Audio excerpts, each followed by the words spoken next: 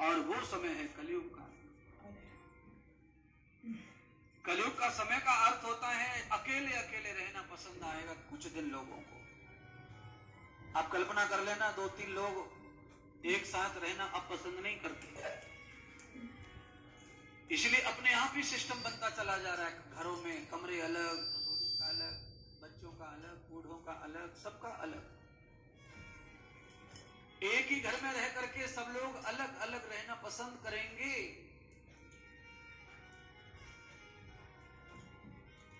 ज्यादा से ज्यादा शांति उनको तभी प्राप्त होगी क्योंकि किसी के पास किसी के प्रति वफादारी होगी नहीं, संबंध होगा नहीं, तो फिर कोई किसी के पास रहना पसंद नहीं करता। पति पत्नी अधिकांश एक ही कक्ष में सोते हैं,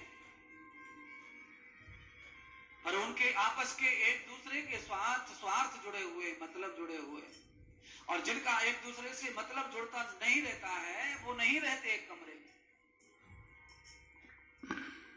उनकी दिशा बदल जाती है।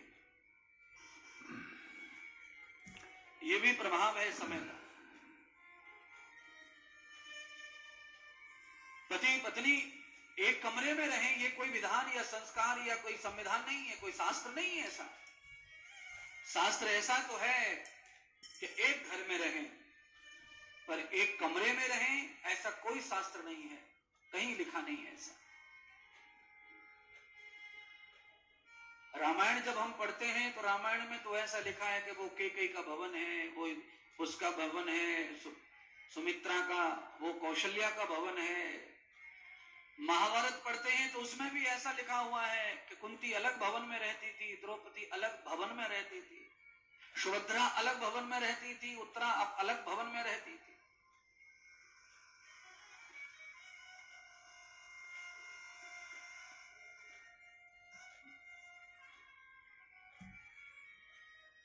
जो लिखा है वो तो सही है और उसका पालन हमें करते रहना है।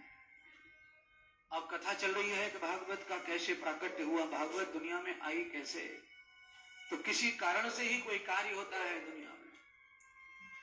तो हमारे महापुरुषों ने श्रीमद् भागवत कथा को हमें दिया, और इसीलिए आज हम लोग इतने इकट्ठे होकर के एक पंडाल में कुछ घंटों के लिए बैठे।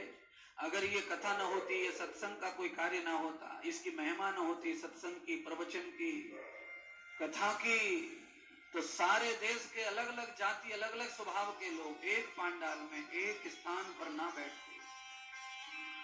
यही संगठन करने का, सतयुग में ले जाने का एक रास्ता है, ये सीधा सत्संग। क्योंकि सत्यम प्रवृत्ति पंथान युक्ताम सत्यम सज्जनानाम विहितोर संगम।